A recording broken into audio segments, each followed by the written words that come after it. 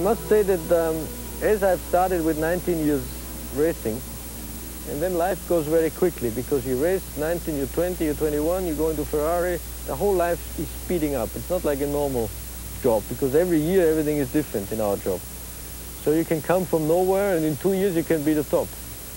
So as I was only racing, for sure I was living very single-minded in a way that I thought that motor racing and the way I treat people and the way I work with people and all the day-to-day basis, I was only attached to motor racing world. So I was living my private life in the same way, which today I can tell you was absolutely wrong, because there are a lot of other things in life which are as important or less important or different.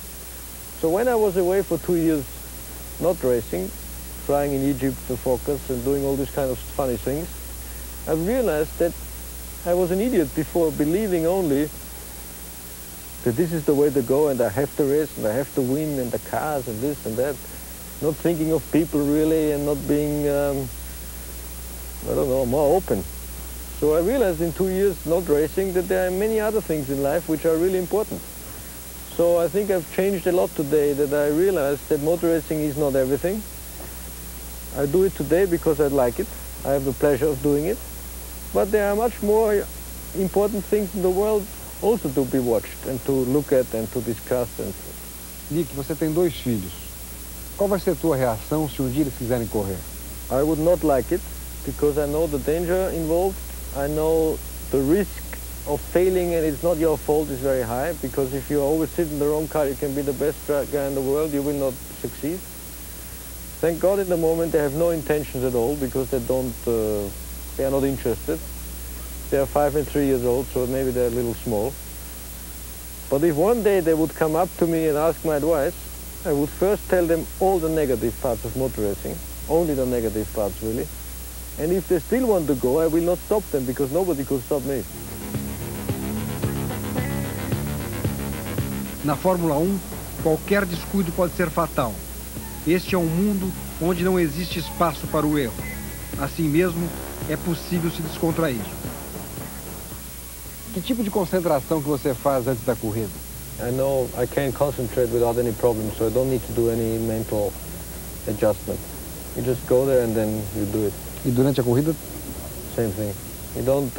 You can't afford thinking of other things. Sometimes stupid things come up your mind. If the race is boring, you suddenly start thinking of, I don't know what, of a spectator you see or, you know, any funny things. A beautiful girl. Yeah, I remember one in the race in Montreal this year. I was, I think, 4th or something, or 5th. And there was one hairpin where you go very slow. And each time I came, there was a girl running right across to the circuit, you know, doing this and going. Each lap, I was just waiting for her to see if she's still there. It was really funny. But at the same time, you know, you have to be careful because if you think too much of other things, you fly off the road. Esta é Marlene, mulher de Nick Lauda, sua companheira nos momentos mais difíceis.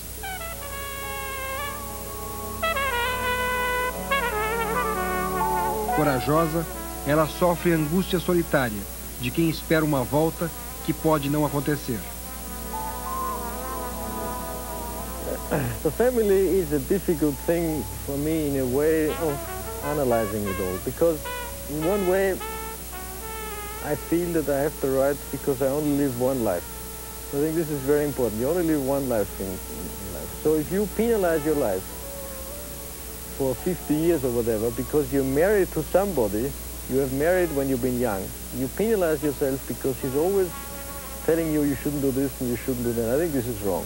I would never put myself into a position like this because, as I said, you live one life. I think you have to look at her or she at you. I mean, it could be the other way around, and then you take a decision because I think this is important. On the other hand, I know that I have a responsibility to my kids and to her, which I have to handle. And sometimes it's not easy for me to put this all together because one way I go one extreme as an egocentric guy, and at the other hand, there are 3 people there waiting for me to come home. But from this point of view, I have a lot of help from my wife because she doesn't really bother me. She says, what you do is shit. I don't like it, I hate it. But she will only say it once a year. So I said, I know, okay. let's stop it. So she's not one who is always on and on about it, which is, I think, the worst thing in life. So she tells me her opinion once a year, and that's it. So as long, I mean, I found also maybe an easy way for myself in thinking it that way. If she would start doing an extreme, like I do, let's say she decides tomorrow she wants to climb up some hills, you know, be a professional hill climber, whatever you call it, then I think I have to stop. Because if we both do extremes, it's bad for the kids. So I'm the lucky one, I'm the only one in the moment. She doesn't think of the hills. So I think I can afford to race. And the other thing I do believe is that for sure it's easier for children to grow up with a father being there and giving advices and things. On the other hand, I know very well that you can only come up with certain devices at certain times, because even when the kid is born, it has got already its own life inside. And if it's clever, it will always find a way to live. So I think I'm sure I can do a lot for children, but maybe not as much as some people think, because they go anyway their own way.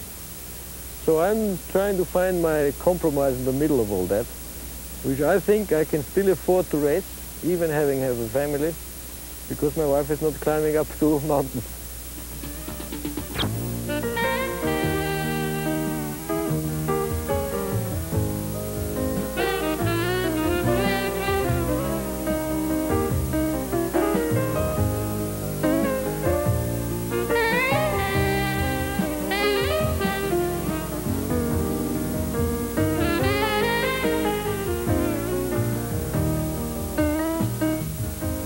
Aqui nos Alpes suíços, tudo contrasta com o mundo frenético da Fórmula 1.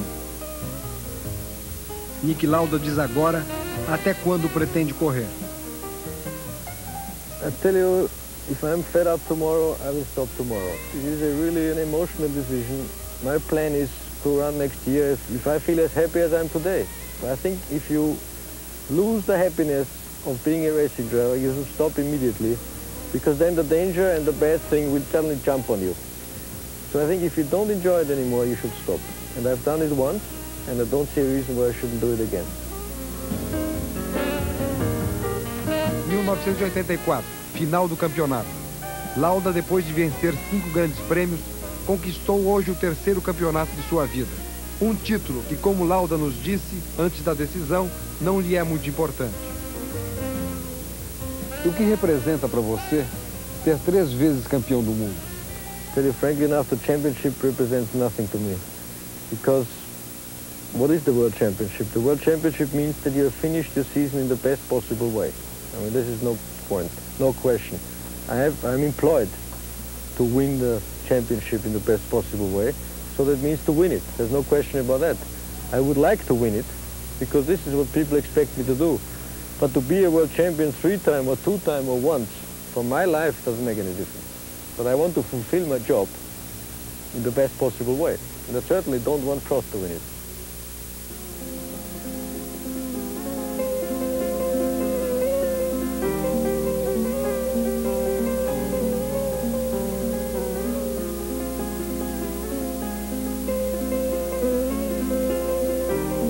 I think I was born shy.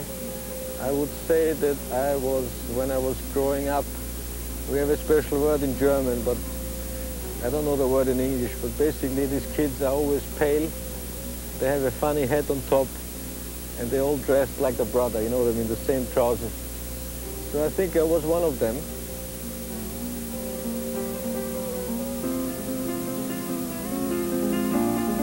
I think that the road I can live on is a very big and wide road. So there are some people who do believe that if they go every Sunday into church, and if they do something bad and they go and consult the priest, everything is over. I don't think it's that easy. I think there's a very wide road where a human being, because of its brain, can move in any direction he wants. But the road is given, I think. But the movement you can do yourself.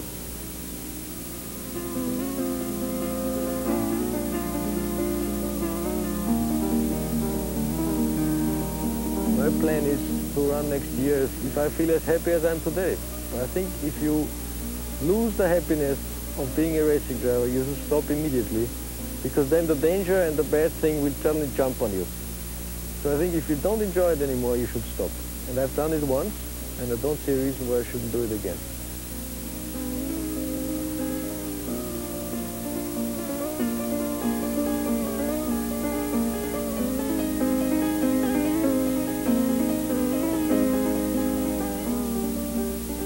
The doctor said there's no way he's going to make it.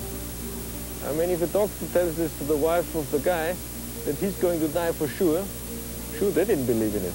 But lucky enough, it worked out.